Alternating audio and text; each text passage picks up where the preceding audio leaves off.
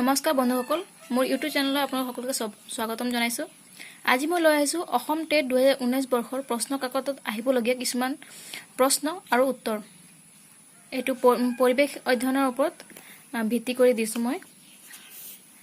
প্ৰথম প্ৰশ্নটো হৈছে পৃথিৱীৰ হাঁওফাঁও বুলি কাক কোৱা হয়? ইয়াৰ উত্তৰ হ'ল গছক। গছক পৃথিৱীৰ হাঁওফাঁও বুলি কোৱা হয়। নেক্সট কোৱেশ্চন হৈছে DDT কীটনাশক দ্ৰব্য পোন প্ৰথমে কোনে আৱিষ্কাৰ কৰিছিল? ইয়াৰ শুদ্ধ উত্তৰটো হৈছে পাল মুলাৰে। নেক্সট কোৱেশ্চন হৈছে LPG সিলিণ্ডাৰৰ ভিতৰত কি মিহলি কৰা হয়? ইয়াৰ উত্তৰটো হৈছে ইথাইল মাৰকাপটান। মনত ৰাখিব, ইথাইল মাৰকাপটান। নেক্সট কোৱেশ্চন আগবাঢ়িছো ইকোলজি শব্দটো কোনে প্ৰৱৰ্তন কৰিছিল? ইয়াৰ শুদ্ধ উত্তৰ হৈছে আৰ্নেষ্ট হেকেলে। এওঁ জাৰ্মানীৰ আছিলে। নেক্সট কুৱেশ্যনলৈ আগবাঢ়িছো NBPGR ৰ সম্পূৰ্ণ নাম কি? ইয়াৰ উত্তৰটো হৈছে national bureau of plant genetic research. মনত ৰাখিব, national bureau of plant genetic research. Next কুৱেশ্যনটো হৈছে NBAGR সম্পূৰ্ণ নাম কি?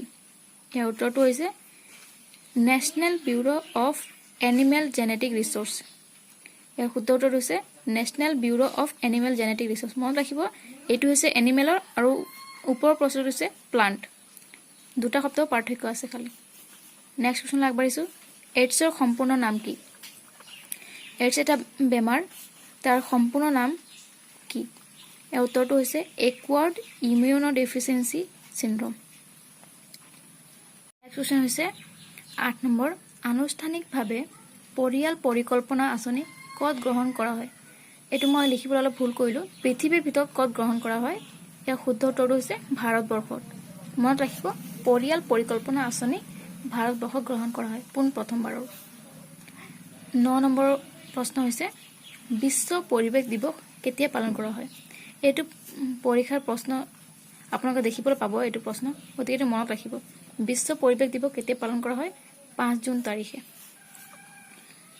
নেক্সট কুৱেশ্যন হৈছে জল আইন কেতিয়া প্ৰণয়ন কৰা হয়? জল আইন প্ৰণয়ন কৰা হয় 1974 চনত, 1974। নেক্সট কুৱেশ্যন হৈছে বনাঞ্চল সুৰক্ষা আইন কেতিয়া প্ৰণয়ন কৰা হয়? ইয়াৰ শুদ্ধ উত্তৰটো হৈছে 1940 চনত। নেক্সট প্ৰশ্ন হৈছে বায়ুমণ্ডলৰ ওজন জোখা যন্ত্ৰটোৰ নাম কি? ইয়াৰ শুদ্ধ উত্তৰটো হৈছে ডপছন স্পেক্ট্ৰমিটাৰ। যদি আপোনালোকে মোৰ ভিডিঅ'টো চাই ভাল লাগে, যদি আপোনালোকে শিকিব পাৰিছে, তেনেহ'লে প্লিজ মোৰ চেনেলটো ছাবস্ক্ৰাইব কৰিব, শ্বেয়াৰ কৰিব আৰু লাইক কৰিব নাপাহৰিব। ধন্যবাদ। মই আকৌ এনেকৈ ভিডিঅ' লৈ আহিম আপোনালোকৰ কাৰণে, যাতে আপোনালোকে এই টেট পৰীক্ষাটো উত্তীৰ্ণ হ'ব পাৰে।